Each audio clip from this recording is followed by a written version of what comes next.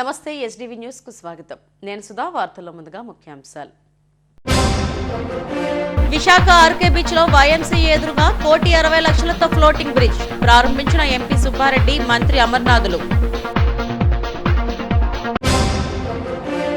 అమృత్ భారత్ పథకం కింద 12 రైల్వే స్టేషన్ల ఆధునీకరణ 443 కోట్ల వ్యయంతో అభివృద్ధి చేస్తామన్న డీఆర్ఎం సౌరభ్ ప్రసాద్.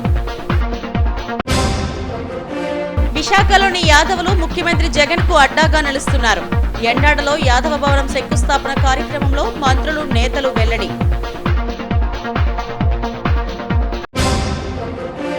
ఉక్కు ప్రైవేటీకరణకు వ్యతిరేకంగా ఈ నెల 27న పాదయాత్ర జయప్రదం చేయాలంటూ నిర్వాసిత కాలనీల్లో ప్రదర్శన. పర్యాటక రంగంలో ఉపాధికి ఊతమిస్తున్నట్టు ఎంపీ వైవి సుబ్బారెడ్డి అన్నారు. టూరిస్టుల భద్రతకు అధిక ప్రాధాన్యమిస్తున్నామని చెప్పారు. విశాఖను టూరిస్ట్ హబ్గా చేయడమే లక్ష్యంగా పనిచేస్తున్నామని ఆయన వెల్లడించారు. విశాఖ సాగర్ తీరం కురుసురా సబ్మెరీన్ వద్ద 1,60,00,000 వ్యయంతో ఏర్పాటు చేసిన ఫ్లోటింగ్ బ్రిడ్జ్ లాంఛనంగా ప్రారంభమైంది. ఎంపీ వైవి సుబ్బారెడ్డి, మంత్రి గుడివాడ అమర్నాథ్, జిల్లా కలెక్టర్ డాక్టర్ మల్లికార్జునలు ఈ ఫ్లోటింగ్ బ్రిడ్జ్ను ప్రారంభించారు. పర్యాటకులను విశేషంగా ఆకట్టుకునేలా సాగర్ తీరంలో ఈ ఫ్లోటింగ్ బ్రిడ్జ్ను ఏర్పాటు చేశారు. సుమారు 1,60,00,000 వ్యయంతో నిర్మించిన ఈ బ్రిడ్జిపై లైఫ్ గార్డులు వేసుకుని నేతలు ప్రారంభించారు. అనంతరం ఫ్లోటింగ్ బ్రిడ్జ్ భద్రత తదితర అంశాలను పరిశీలించారు. ఒక్కసారి 15 మంది ఈ ఫ్లోటింగ్ బ్రిడ్జిపై ప్రయాణించవచ్చు. ప్రయాణికులు తప్పకుండా లైఫ్ జాకెట్లు ధరించాలి. ఉదయం 8 గంటల నుంచి సాయంత్రం 6 గంటల వరకు మాత్రమే ఈ ఫ్లోటింగ్ బ్రిడ్జ్ నిర్వహణ ఉంటుంది.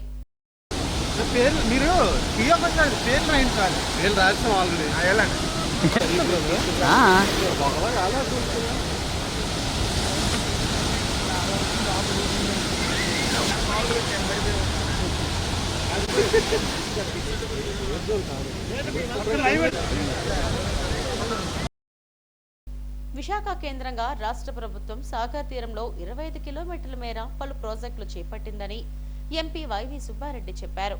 1,60,00,000తో ఫ్లోటింగ్ బ్రిడ్జ్ను అందుబాటులోకి తెచ్చామన్నారు. కైలాసగిరి వద్ద 5 కోట్లతో స్కై బ్రిడ్జ్ నిర్మాణానికి ప్రతిపాదించామని, అది కూడా త్వరలో అందుబాటులోకి వస్తుందన్నారు. దక్షిణ భారతదేశంలోనే కాకుండా దేశంలో విశాఖ పర్యాటక రంగానికి ఒక తలమానికం కానుందని ఆయన వెల్లడించారు. ఈ ఫ్లోటింగ్ బ్రిడ్జ్ లో భద్రతకు అధిక ప్రాధాన్యం ఇచ్చామని, నిత్యం 2 బోట్లు బ్రిడ్జికు 2 వైపులా పర్యవేక్షిస్తాయని చెప్పారు. పెరుగుతుంది. అదేవిధంగా సముద్రం నుంచి విశాఖ నగరం అందరాన్ని వీక్షించడానికి సుమారుగా 100 మీటర్స్ లోనకెళ్ళి పర్యాటకులకి ఎంతో ఆకర్షణీయంగా ఉంటుందని మేము భావిస్తున్నాం. విశాఖ నగరం చాలా సుందరమైన నగరం. విశాఖ నగరానికి సుమారుగా 25-26 కిలోమీటర్ల బీచ్, కేవలం ఇదివరకు ఒక ఆర్కే బీచ్ మాత్రమే అందుబాటులో ఉండేది. బీచ్ రోడ్లో 26 కిలోమీటర్ల బీచ్ రోడ్లు. మా ప్రభుత్వం వచ్చినాక పర్యాటక రంగంపై మా గౌరవ ముఖ్యమంత్రి జగన్మోహన్ రెడ్డి గారు ప్రత్యేక దృష్టి పెట్టి విశాఖలో ఇంకా 2 పర్యాటకులకి అందుబాటులో ఉండే విధంగా ఇంకా 2 బీచ్లను కూడా డెవలప్ చేసే కార్యక్రమం మొదలుపెట్టడం జరిగింది. ఋషికొండలో ఒక బీచ్, భీమిలిలో ఒక బీచ్. ఈ 3 బీచ్లు కూడా పర్యాటకులకు అందుబాటులో తీసుకొచ్చడానికి అన్ని ఏర్పాట్లు చేస్తున్నామని చెప్పి ఈ సందర్భంగా తెలియజేసుకుంటున్నాం. దానికి నిదర్శనం గత 2.5 సంవత్సరంలో పర్యాటకుల సంఖ్య, విశాఖ నగరానికి వచ్చే సంఖ్య గణనీయంగా పెరిగిందని కూడా ఈ సందర్భంగా తెలియజేస్తున్నాం. పర్యాటకుల సంఖ్య పెరగడమే కాకుండా నిరుద్యోగ యువకులకు కూడా ఉద్యోగ అవకాశాలు పెంచుకోవటానికి కూడా ఈ పర్యాటక రంగంలో ఈ వివిధ అభివృద్ధి కార్యక్రమాలు చేయటం వల్ల నిరుద్యోగ యువకులకు ఉద్యోగ అవకాశాలు వచ్చే విధంగా కూడా అన్ని ఏర్పాట్లు మా ప్రభుత్వం చేస్తుందని చెప్పి ఈ సందర్భంగా తెలియజేసుకున్నాం. ఇదే కాదు, బీచ్ రోడ్లో ఉన్న కైలాసగిరిలో కూడా సుమారుగా 5 కోట్ల రూపాయలతోటి sky lining, cycling, zip liner, glass bridge కూడా నిర్మాణం చేయడానికి సుమారుగా 5 కోట్ల రూపాయలతో అన్ని ఏర్పాట్లు చేయడం జరిగింది. ఇవన్నీ కూడా పర్యాటకులకి ఆకర్షించడానికి, పర్యాటకులకి ఆనందంగా సుఖంగా పర్యాటనకు వచ్చిన వాళ్ళు ఉండేదానికి ఏర్పాట్లు చేయటమే కాకుండా నిరుద్యోగ యువకులకి ఉద్యోగ అవకాశాలు కల్పించడం కూడా బాగా ఉపయోగపడుతుంది.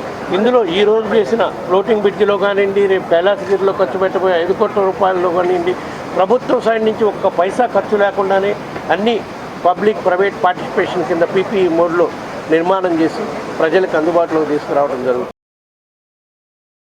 ఈ కార్యక్రమంలో CP Ravishankar, GVMC commissioner Saikanth Varma, JC Mayur Ashok, VMRDA joint commissioner Ravindra, NEDCAP chairman KK Raju, MLC Kalyani, MLA Vasupalli, YCP నేత మల్ల విజయప్రసాద్ తదితరులు పాల్గొన్నారు.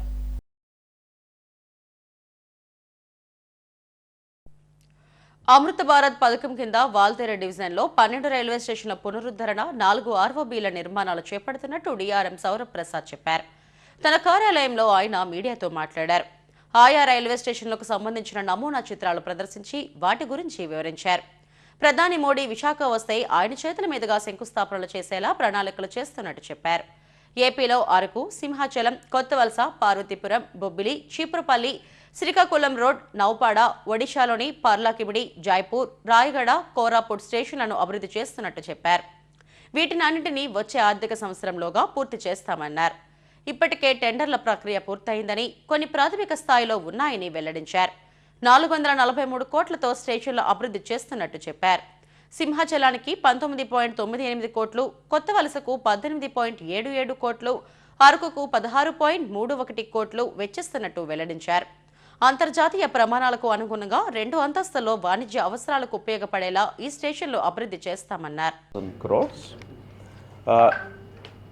Voltaire division, which is a premier division of Indian Railways, we have a total of 17 railway stations where station redevelopment is going on. Out of these, 15 stations are under the Amrit Bharat station scheme and 2 stations are under major upgradation. As you are aware, Visakhapatnam station had been inaugurated by the Honorable Prime Minister in November 2022 for major upgradation. I am pleased to announce that out of 10 Amrit stations, 2 stations, the foundation stone had been laid earlier in August 2023 by Honorable Prime Minister at Duvada and Vijayanagaram. So 8 stations, the foundation stone will be laid on 26th of this month. These 8 stations are Simachalam, Kottavalsa, 4 ROBs for which the detailed estimate has been sanctioned and the general arrangement drawing has been approved. These have been taken up for dedication to the nation by the Honorable Prime Minister. These 4 ROBs are at level crossing gates between here to Dusi near Srikakulam.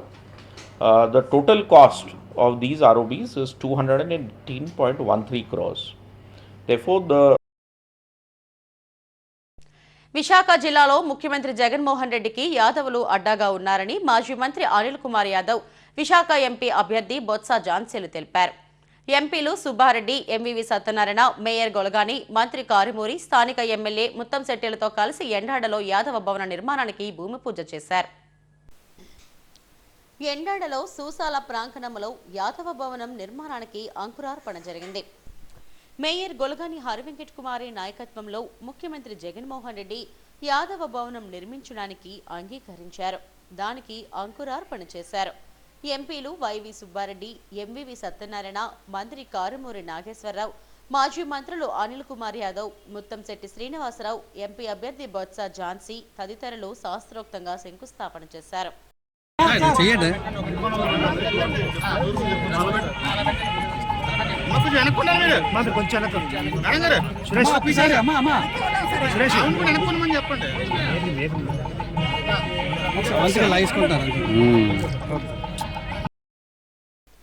విశాఖలో ఉన్న 2 లక్షల మంది ఓటర్లు ముఖ్యమంత్రి జగన్మోహన్ రెడ్డికి అండగా నిలవాలని నేతలు పిలుపునిచ్చారు. ఈ భవనం కేవలం యాదవులకు మాత్రమే కాదని ఈ ప్రాంత ప్రజలకు ఉపయోగపడుతుందని చెప్పారు. ఇంతటి విలువైన స్థలాన్ని భవనానికి కేటాయించడం పట్ల ముఖ్యమంత్రి జగన్ కు ధన్యవాదాలు తెలిపారు. బీసీల పక్షపాతిగా సీఎం జగన్ ఉన్నారన్నారు. గత ప్రభుత్వాలు బీసీలను కేవలం ఓటు బ్యాంకుగానే వాడుకున్నాయని విమర్శించారు. తూర్పు నియోజకవర్గంలో అత్యధిక యాదవ సామాజిక వర్గం ఓట్లు ఉన్నాయని, రానున్న ఎన్నికల్లో ఎంపీ ఎమ్మెల్యేలను గెలిపించాలని కోరారు. ఇక్కడ హైవే కానుకొని ఎండాలలో గజం కనీసం అంటే 70-80 ఏళ్ళు ఉంటుంది, ₹1,00,000. అట్లాంటి చోట యాదవ సోదరులు ఘనంగా బిల్డింగ్ కట్టుకొని వాళ్ళ సంఘం తరఫున బిల్డింగ్ కట్టుకోవడానికి వచ్చారు. వాళ్ళకేదో మారుమూల ప్రాంతాల్లో కాదు ఇవ్వాల్సింది, ప్రధాన కూడల్లో ఇవ్వాలని చెప్పి గౌరవ ముఖ్యమంత్రి గారు ఇంత విలువైన స్థలం యాదవ సోదరుల కోసం ఈ కళ్యాణ మండపం సంఘం తరఫున నిర్మాణం చేసుకోవడానికి భూమి ఇచ్చినందుకు ముందుగా మన అందరం కూడా గౌరవ ముఖ్యమంత్రి గారికి ధన్యవాదాలు తెలియజేయాలని చెప్పి ఈ సందర్భంగా తెలియజేస్తున్నాం జగన్మోహన్ రెడ్డి గారికి. ఎందుకంటే మరీ ముఖ్యంగా గత 5 సంవత్సరాల నుంచి మన ప్రభుత్వం అధికారంలోకి వచ్చినప్పటి నుంచి బీసీల పట్ల, బలహీన వర్గాల పట్ల ఏ విధంగా ముఖ్యమంత్రి జగన్మోహన్ రెడ్డి గారు పాలన కొనసాగుతుందో మీరు అందరూ కూడా చూస్తున్నారు.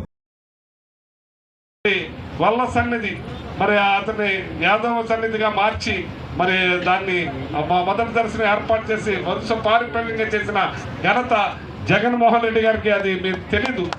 ఎంతమంది 2 రాష్ట్రాల నుంచి కూడా యాదవులు వచ్చి ఇది సాధించాలని ఎంత తాపత్రయపడ్డారో. చేసిన మనిషి, తీసే మనిషి ఎవరో చంద్రబాబు, వేసిన మనిషి జగన్. నిజం గెలవాలంటుంది వాళ్ళ భార్య. మొన్ననే ఒక మీటింగ్లో అడిగాను, నిజం ఎవరమ్మా, అబద్ధం ఎవరో అని. నిజం జగన్ అండి, అబద్ధం చంద్రబాబు నాయుడు అండి. మరి తప్పమ్మ భార్య ఆవిడికి తెలుసండి, ఆవిడ అందుకనే పక్కనెట్టేయాలంటుందండి. ఇప్పుడు ఆ చేత జగనే నిజం, అబద్ధమే చంద్రబాబు నాయుడు. మళ్ళీ మనకు అబద్ధం కావాలా, నిజం కావాలా? 4సారి కూడా కలవడానికి యాదవ సోదరుల లెక్క పాత్ర నేను నా జీవితంలో మర్చిపోలేను. 2009లో నేను ఎమ్మెల్యేగా పోటీ చేసినప్పుడు నేను ఎమ్మెల్యే పల్లా శ్రీనివాస్ గారు ఎంపీ క్యాండిడేట్. అలాగే 2014 అనకాపల్లి ఎంపీగా చేసినప్పుడు కూడా మరి కాపులతో పాటు ఎక్కువ మంది యాదవ సోదరులు నాకు 7 నియోజకవర్గాలు కూడా మద్దతు ఇచ్చి గెలిపించారు. మరి మొన్న ఇక్కడ పోటీ చేసినప్పుడు కూడా భీమిలిలో మళ్ళీ యాదవ సోదరులు స్వచ్ఛందంగా వచ్చి మద్దతు ఇచ్చి గెలిపించినందుకు మనకి అప్పటికీ కూడా నా జన్మంతా కూడా రుణపడి ఉంటారని తెలియజేసుకుంటూ, మరి నాకు అప్పారావు చెప్పింది కరెక్ట్. సార్ మీరు కాపులకి స్థలం ఇప్పించారు, యాదవులు మర్చిపోతారంటే యాదవులను ఎప్పుడూ మర్చిపోను చేస్తానని చెప్పని మీ అందరి ఆశీస్సులు ఈరోజు ఎంపీగా చేస్తే కేవలం నాకేసినట్టు కాదు, ఎంపీగా ప్రతి ఒక్కరు కూడా ఎక్కడ కష్టం ఉందంటే అక్కడ మేము ఉన్నామని మీరు నిలబడి చేయగలరు, ధైర్యంగా వెళ్ళగలే అటువంటి సత్వం మీకు మీరందరికీ ఉంటుంది. ఆ శక్తి ఉండాలి, ఆ విధంగా కావాలంటే తప్పనిసరిగా జగన్మోహన్ రెడ్డి గారు మరి మనకి వైఎస్ఆర్ పార్టీ నుంచి బలపరిచే అవకాశం ఇచ్చారు.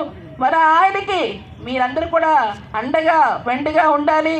స్థానికంగా ఎవరైతే మన శాసనసభ్యులుగా ఇన్ఛార్జ్గా ఉన్నారో మరి ఎంఈవి గారికి మీ అందరి తాలూకు ఆశీస్సులు ఇవ్వాలని, అలాగే వేరియస్ ప్రాంతాల నుంచి కూడా ఇక్కడికి వచ్చేసి ఇచ్చున్నారు కాబట్టి మరి అన్నీ కూడా ఎవరు నిలబెట్టారో వారందరికీ కూడా మీ అవకాశాన్ని, ఆశీస్సుల్ని జగన్మోహన్ రెడ్డి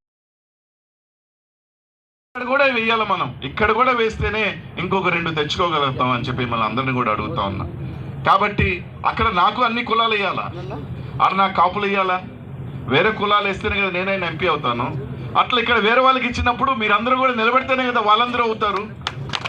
అలా కాకుండా ఉంటే పొరపాటు జరిగిపోతుందని ముఖ్యంగా వెలగపూడి ఏదైతే ఈస్ట్ రామకృష్ణ అవతల పక్క తెలుగుదేశం పార్టీ 40 సంవత్సరాలు మనం మోసం ఏమి చేయలే.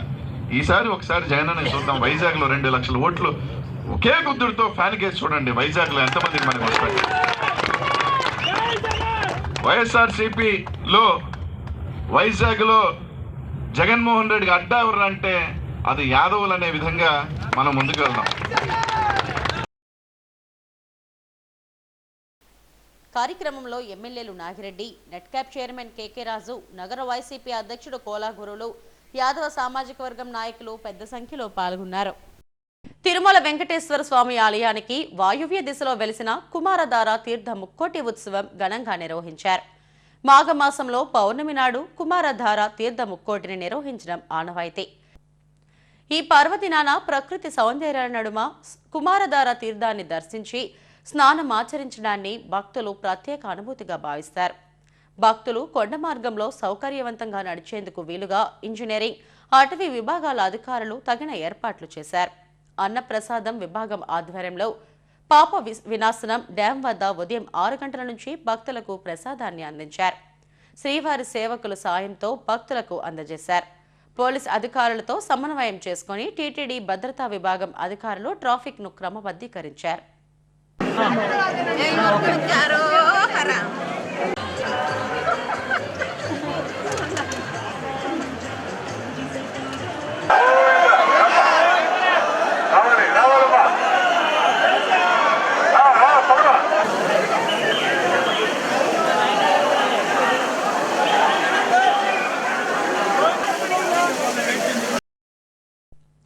ఉక్కు ప్రైవేటీకరణను వ్యతిరేకిస్తూ ఉక్కు పరిరక్షణ పోరాట కమిటీ పాదయాత్ర నిర్వహించింది. పెద్దగంటాడ కూడలిలో ప్రారంభమైన పాదయాత్ర ఫైర్ స్టేషన్, సిద్ధేశ్వరం, కోరాడ, నడుపూరు కూడల నుంచి తిరిగి పెద్దగంటాడకు చేరుకుంది. పోరాట కమిటీ నాయకులు మసేనురావు, రామస్వామి, రమణారెడ్డి, జెరిపోతుల ముత్యాలలు మాట్లాడారు. ఈ నెల 27వ తేదీన జరిగే పాదయాత్రలో ఉక్కు కార్మికులు, నిర్వాసితులు అధిక సంఖ్యలో పాల్గొనాలని పిలుపునిచ్చారు. ఈ పాదయాత్ర మొదలుపెట్టాం. అలాగే 1100 రోజుల నుంచి మేము నిరాహార దీక్ష చేస్తున్నాం. రకరకాల కార్యక్రమాలు చేసిన మోడీ గవర్నమెంట్ మమ్మల్ని ఏమి పట్టించుకోవడం లేదు. ఇది ఎలక్షన్ సీజన్ కాబట్టి మోడీ విశాఖపట్నం అడుగు పెడుతున్నారు కాబట్టి ప్రైవేట్ పరం చేయనని ఆయన నోటంటే ఆయన పలికే వరకు కూడా మీ ఉద్యమం ఆగదు. ఎందుకంటే నిర్వాసితులు ప్రాణ త్యాగాలతో ఏర్పడిన ప్లాంట్ 22,000 ఎకరాలు, 16,000 కుటుంబాలు నిర్వాసితులు అయ్యారు. 8,000 మందికి ఉద్యోగాలు కల్పించారు. ఇంకా 8,000 ఉద్యోగాలు రావాల్సి ఉంది. అయినా ప్రైవేట్ వ్యక్తులకు అప్పగించాలని మోడీ గవర్నమెంట్ ప్రయత్నిస్తుంది. దీన్ని తీవ్రంగా వ్యతిరేకిస్తున్నాం. ఇటు పరిస్థితుల్లో ఇది జరిగిందంటే తీవ్ర పరిణామాలు ఎదుర్కొంటారని మోడీ గారికి హెచ్చరిస్తూ ఈ సభను ఉద్దేశించి ప్రైవేట్ పరం చేయాలని 3 సంవత్సరాల క్రితం మోడీ ప్రభుత్వం నిర్ణయం తీసుకుంది. అప్పటి నుంచి కూడా ఈ 3 సంవత్సరాల నుంచి కూడా పెద్ద ఎత్తున కార్మికులు కానీ, నిర్వాసితులు కానీ పెద్ద ఎత్తున పోరాడుతున్నప్పుడు కూడా ఈ రోజు వరకు మోడీ గారు దీనిలో ఎటువంటి ప్రకటన చేయలేదు. మరి ఆయన నరేంద్ర మోడీ గారు మరి 1వ తారీఖున విశాఖపట్నం వస్తున్నారు కాబట్టి ఖచ్చితంగా విశాఖపట్నం స్టీల్ ప్లాంట్ ప్రభుత్వంలో కొనసాగిస్తాము, మేము తీసుకున్న నిర్ణయాన్ని వెనక్కి తీసుకుంటామని చెప్పి ప్రకటన చేయాలి. లేని విశాఖపట్నం స్టీల్ ప్లాంట్ ను సేల్లో మెరి చేయమని చెప్పి ఈ రోజు అన్ని కార్మిక సంఘాలు, నిర్వాసిత సంఘాలు ఈరోజు పెద్ద ఎత్తున అన్ని కాలనీల్లో కూడా పాదయాత్ర జరుగుతుంది. అదే విధంగా 27వ తారీఖున మరి కూరంపాలు టెంట్ నుంచి సిటీ జీవీఎంసీ వరకు కూడా పెద్ద పాదయాత్ర జరుపుతున్నాం. మోడీ గారు 1వ తారీఖు ఏదైతే విశాఖపట్నం వస్తున్నారో ఖచ్చితంగా ఆయన చేత మిగతా ఏదైతే పార్టీలు ఉన్నాయో తెలుగుదేశం కానీ, జనసేన కానీ వాళ్ళతో ఎలియన్స్ అనుకున్న వాళ్ళు కూడా మోడీ మీద ఒత్తిడి తీసుకొచ్చి విశాఖపట్నం 10 రోజులు కొనసాగిస్తామని అనౌన్స్మెంట్ చేయాలి. ఎందుకంటే మొన్న ఛత్తీస్గఢ్ వెళ్ళి అక్కడ నగనర్ స్టీల్ ప్లాంట్ ని ఈవో కూడా చేశారు. బిడ్డింగ్ స్టీల్ ప్లాంట్ ని మేము ప్రైవేట్ పరం చేయలేదని అక్కడ ప్రకటన చేశారు. కానీ 3 సంవత్సరాల నుంచి ఇక్కడ పోరాడుతున్నప్పుడు కూడా తెలుగు ప్రజల్ని మరి ఇబ్బంది పెట్టాలని ఈ రోజు విశాఖపట్నం స్టీల్ ప్లాంట్ బంగారు పోతూ ఈ రాష్ట్రం విడిపోయిన తర్వాత ఒకటి మిగిలిన విశాఖపట్నం స్టీల్ ప్లాంట్ ఒకటే కడప స్టీల్ ప్లాంట్ ఇస్తున్నారు. అది ఇవ్వకుండా ఉన్న స్టీల్ ప్లాంట్ కూడా అమ్మేస్తే ఈ రాష్ట్రంలో ఉన్న మొత్తం అన్ని రాజకీయ పార్టీలు కూడా కొంత వేస్ట్ అని మేము చెప్తున్నాం. తిరుమలలో పౌర్ణమి గరుడ సేవ వైభవంగా జరిగింది. సర్వాలంకార భూషితుడైన మల్యప్ప స్వామివారు గరుడునిపై ఆలయ మాడవీధుల్లో విహరించి భక్తులను కటాక్షించారు. పౌరాణిక నేపథ్యంలో 108 వైష్ణవ దివ్య దేశాల్లో గరుడ సేవ అత్యంత ప్రాముఖ్యాన్ని సంతరించుకుంది. గరుడ వాహనం ద్వారా స్వామివారు దాసానదాస ప్రవృత్తికి తాను దాసుడినని తెలియజేస్తారు. అంతేకాకుండా జ్ఞాన వైరాగ్య ప్రాప్తి కోరే మానవులు జ్ఞాన వైరాగ్య రూపాలైన రెక్కలతో విహరించే గరుడుని దర్శిస్తే సర్వ పాపాలు తొలగిపోతాయని భక్తుల విశ్వాసం. ఈ కార్యక్రమంలో పెద్ద జిఆర్ స్వామి, చిన్న జిఆర్ స్వామి, డిప్యూటీ ఈవో లోకనాథం తదితరులు పాల్గొన్నారు.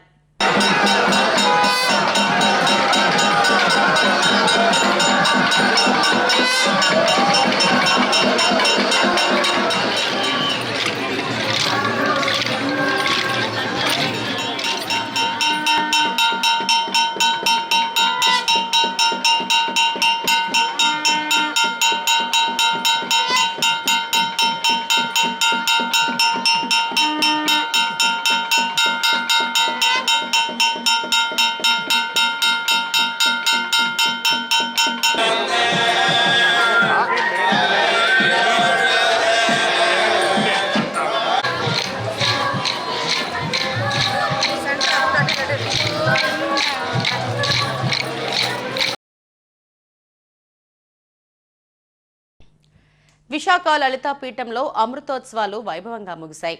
పీఠం స్థాపించి 75 ఏళ్లు పూర్తయిన సందర్భంగా 75వ వార్షికోత్సవంతో పాటు అమృతోత్సవంగా నిర్వహించారు. ఈ నెల 19వ తేదీ నుంచి 24 వరకు ఉత్సవాలు వైభవంగా నిర్వహించారు. కుర్తాలం శ్రీ సిద్ధేశ్వరి పీఠాధిపతులు, శ్రీ లలితా పీఠాధిపతులు, శంకరాచార్య జగద్గురు సిద్ధేశ్వరానంద భారతి మహాస్వామీజీ ఉత్సవాల్లో పాల్గొన్నారు. అమృతోత్సవాలు ముగిసిన తర్వాత ఆయన తిరిగి పయనమయ్యారు. ఆలయ అధికారులు, ఉత్సవ కమిటీ సభ్యులు స్వామీజీకి వీడ్కోలు పలికారు. ఈ కార్యక్రమంలో పీఠం పురోహితులు మాచవోలు రమేష్ శర్మ, అమృతోత్సవ కమిటీ అధ్యక్షులు జస్టిస్ టిఎల్ఎన్ శర్మ, సభ్యులు పి రాజశ్యామల, కామేశ్వర శర్మ, ఏవి శ్రీధర్, విఠల్ ప్రసాద్, మేనేజర్ మానవ కృష్ణసేన్ తదితరులు పాల్గొన్నారు.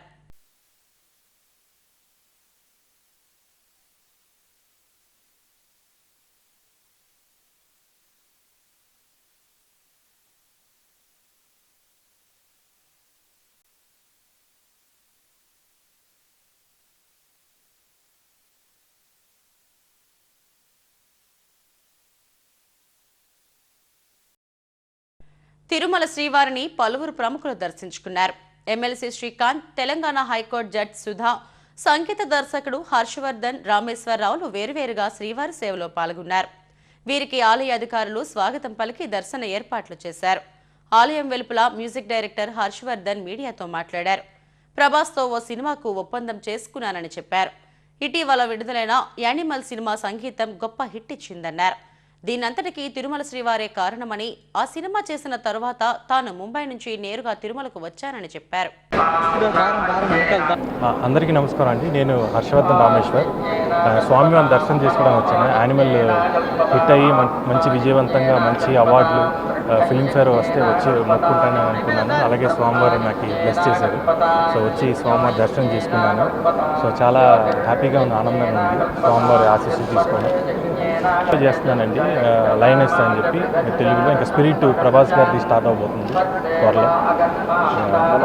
టాలీవుడ్లో ఇంకా అవకాశాలు ఇంకా అడుగుతున్నారు, ఇంకా లాక్ అవ్వలేదు, ఇదిలో ప్రాసెస్లో ఉంది. త్వరగా కొన్ని సినిమాలు సైన్ చేయబోతున్నాను. సో నేను స్వామివారి ఆశీస్సులు తీసుకుందామని వచ్చాను.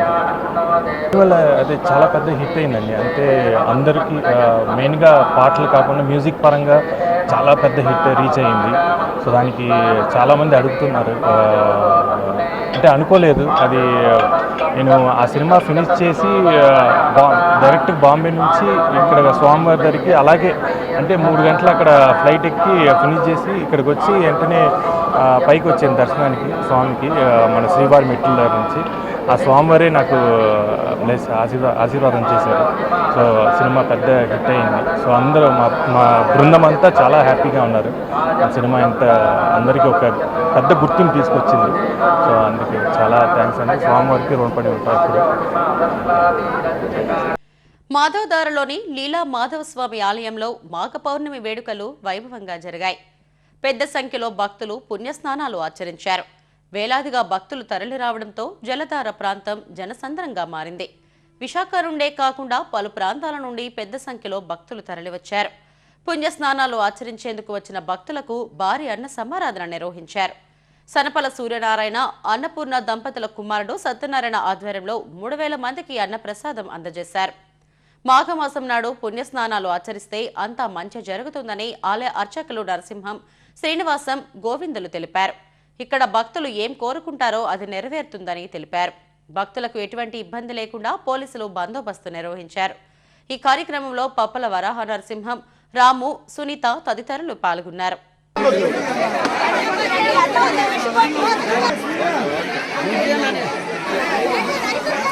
మాధవదారిలో వేణుగోపాల స్వామి మాధవ స్వామి దేవాలయంలో ప్రతి ఆదివారం కూడా అన్నపూర్ణమ్మ, సూర్యనారాయణ దంపతులు వాళ్ళకు పిల్లలు సత్యనారాయణ, శ్రీనిబాబు, వరహ నరసింహం వాళ్ళ ఆధ్వర్యంలో ఈరోజు అన్నసంతర్పణ ప్రతి ఆదివారం 3000 మందికి అన్నసంతర్పణ జరగబడుతుంది. అలాగే భీష్మ ఏకాదశి రోజు కూడా వేణుగోపాల స్వామి మాధవ స్వామి కళ్యాణ మహోత్సవాలు జరుగుతాయి. అలాగే దేవుడు ఊరేగింపు మాధవదార తూర్వీధుల్లో కూడా దేవుడు ఊరేగింపు జరుగుతుంది.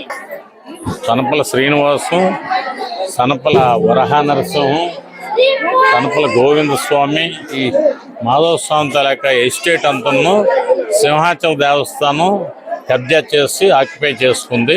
గత 15 సంవత్సరాలుగా దీనికి ఇవ్వాల్సిన దినుసులు కూడా ఇవ్వట్లేదు. దీని ఆలనా పాలన సింహాచలం ఎండోమెంట్ ఏమాత్రం కూడా చూడటం లేదు. ఈ టెంపుల్కి కావాల్సిన వస్తువులన్నీ మేము ఏర్పాటు చేసుకుంటున్నాం స్వయంగా. ఈ మాఘమాసం అనేది మాధవుడికి ప్రత్యేకమైన నెల. ఈ మాఘమాసం మాధవుడిని పూజిస్తే ప్రతి ఒక్కరి కోరికలు, భక్తుల తాలూకా కోరికలు నెరవేరుతాయని ఒక ప్రగాఢ విశ్వాసం. వాళ్ళకి దేవుడు ప్రసాదంగా ఈ భోజనాలు సమర్పిస్తున్నాం. ప్రతి వారం కూడా ఒక 2000 తక్కువ లేకుండా వచ్చి భోజనం చేస్తుంటారు. ఈ ప్రత్యేకించి 3వ మాఘపు ఆదివారం మట్టుకు ఒక 5-6 వేల మంది జనాభా వచ్చి ఇక్కడ దేవుడు దర్శించుకొని ప్రసాదం తిని. గాన గంధర్వుడు ఘంటసాల 50వ వర్ధంతి వేడుకలను ఘంటసాల స్మారకపీఠం ఆధ్వర్యంలో మార్చి 3, 4 తేదీల్లో నిర్వహిస్తున్నామని ఘంటసాల స్వర పరిశోధకుడు శరత్చంద్ర తెలిపారు. తెలుగు భాషకు వరం ఘంటసాల స్వరం అనే నినాదంతో మార్చి 4వ తేదీన విశాఖలో కార్యక్రమాన్ని నిర్వహిస్తున్నామన్నారు. తెలుగు పద్యానికి, లలిత సంగీతానికి ఘంటసాల ప్రామాణికంగా నిలుస్తారన్నారు. తెలుగు రాష్ట్రాల్లో ఆయన స్వరాలపై ఎంతో మంది పరిశోధనలు చేస్తున్నారని తెలిపారు. తెలుగు భాషకు తెలుగు పద్యం కూడా ఎంతో అవసరమని చెప్పారు. ఈ నేపథ్యంలో మార్చి 4వ తేదీన అల్లూరి విజ్ఞాన కేంద్రంలో ఇందుకు సంబంధించిన లోగో ఆవిష్కరిస్తామన్నారు. అంతకుముందు ఘంటసాల పాటలు ఆలపించేందుకు ఒక ఆడిషన్ కూడా నిర్వహిస్తామని తెలిపారు. సంస్కృతికి తెలుగు భాష ఎంత కరెక్టో తెలుగు భాషకి తెలుగు పద్యం అంత కరెక్ట్. ఆ తెలుగు పద్యం ఎలా పాడాలో నేర్పించిందే ఘంటసాల గారు. కాబట్టి ఆ పద్యాలు ఏ కవి రాయనియండి, ఇటు ఆంధ్ర అయితేనేమి అటు తెలంగాణ అయితేనేమి, కవి అనగానే ఘంటసాల గారి యొక్క పక్కీలో పద్యం పాడితే అది మనస్సుల వరకు వెళ్తుంది అనేటువంటి దృక్పథంతో తెలుగు భాషకు వరం ఘంటసాల స్వరం అన్నాం. అలాగే మా స్థాయితో ఇంకా గ్లోబల్ ప్రాజెక్ట్ ఘంటసాల గారిది. ఎట్లా అంటే మన జాతీయం, అంతర్జాతీయం. ఇక్కడున్న టీవీలు, అక్కడున్న టీవీలు, మేము అక్కడికి వెళ్ళున్నాము కాబట్టి అక్కడి నుంచి ఇక్కడికి, ఇక్కడి నుంచి అక్కడికి, ఏదైనా సరే మనకు అక్కడున్న ప్రవాస భారతీయులు కానీ తెలుగువారు కానీ వాళ్ళ కోసమైనా ఉండాలి కదా. అట్లా మొట్టమొదటి తెలంగాణలో మొన్న 18న లోగో ఆవిష్కరణ చేశాం తెలంగాణకు, ఆ జిల్లాలకు తెలుగువారు. 1980s నేను మా తమ్ముడు కలిపి అమెరికా వెళ్ళామండి. ఆల్మోస్ట్ 41 ఇయర్స్ అవుతుంది అమెరికా వెళ్ళి. ఇక్కడికి ఫస్ట్ ఏమైందంటే అమ్మ కోరిక నెరవేర్చిన నారా చంద్రబాబు నాయుడు గారి ఆధ్వర్యంలో. ఏమిటి చంద్రబాబు నాయుడు అంటున్నారు, ఇది పొలిటికల్ లీడర్ అనుకుంటారు. అది కాదండి. అమ్మగారి కోరిక ఏంటంటే అప్పుడు మా ఊర్లో హై స్కూలు లేదండి, ఓన్లీ 5th వరకే ఉంది. అప్పుడు మా తమ్ముడుకుని నాకు హై స్కూల్ కట్టించాలంటే అప్పుడు ఒక 5 acre ల్యాండ్ పెట్టి ఒక మా నేటివ్ ప్లేస్లో ఒక హై స్కూల్ కట్టించాము. ఒక 2500 మంది కిడ్స్ ఉంటారు అక్కడ. అందులో ఇప్పుడు ఆల్మోస్ట్ 25 years అవుతుంది హై స్కూల్ కట్టించిన తర్వాత. ప్రతి సంవత్సరం కూడా ఈ పిల్లలందరికీ కూడా క్యాటరాక్ట్ సర్జరీస్ అవన్నీ డూ మై బెస్ట్. నేను తప్పకుండా ఈ కార్యక్రమాన్ని పాడుతా తీయగలిగే స్వరాభిషేకంలాగే ఈ ప్రాజెక్ట్ తప్పకుండా చేద్దామండి. అదేవిధంగా ఇక్కడ నాకు చాలా రెస్పెక్ట్ అండి. మీడియా అంటే అమెరికాలో చాలా రెస్పెక్ట్ అండి. ఇక్కడ కొంచెం తక్కువ మీడియాకి. ఇక్కడ నాకు చెప్పొచ్చు, నాకు తెలుసు. నేను కూడా ఐ వర్క్ 78లో నేను ఐ యూస్ టు వర్క్ ఈనాడులో పనిచేశానండి. నాకు తెలుసు మీడియా గురించి ఎంత వెరీ ప్రొఫెషనల్స్ అండి. ఇంకా జర్నలిస్ట్ అవ్వండి, మీడియాకి ఎంత రెస్పెక్ట్. అమెరికా మీరు రావండి, ఎంత ఈవెన్ మీరు డైరెక్ట్గా ప్రైమ్ మినిస్టర్ దగ్గరికి వెళ్ళాలా, ప్రెసిడెంట్ దగ్గరికి వెళ్ళండి, వెళ్ళొచ్చు, యాక్సెప్ట్ చేస్తారు వాళ్ళు. ఒకటే కాదు, ఏమైనా మీకు సపోజ్ ఇప్పుడు ఇంట్లో ఏమైనా జరిగింది అనుకోండి, వీధిలో జరిగిందంటే మీడియాకి చెప్తే మీడియా ఇమ్మీడియట్లీగా దే విల్ టేక్ కేర్. అంత పవర్ఫుల్ అండి మీడియా మాత్రం. హెడ్లైన్స్ మరోసారి. విశాఖ ఆర్కే బీచ్ లో వైఎంసీఏ ఎదురుగా 1,60,00,000తో ఫ్లోటింగ్ బ్రిడ్జ్ ప్రారంభించిన ఎంపీ సుబ్బారెడ్డి, మంత్రి అమర్నాథులు. అమృత్ భారత్ పథకం కింద 12 రైల్వే స్టేషన్ల ఆధునీకరణ 443 కోట్ల వ్యయంతో అభివృద్ధి చేస్తామన్న డీఆర్ఎం సౌరభ్ ప్రసాద్. విశాఖలోని యాదవులు ముఖ్యమంత్రి జగన్ కు అడ్డాగా నిలుస్తున్నారు. ఎండాడలో యాదవ భవనం శంకుస్థాపన కార్యక్రమంలో మంత్రులు, నేతలు వెల్లడి.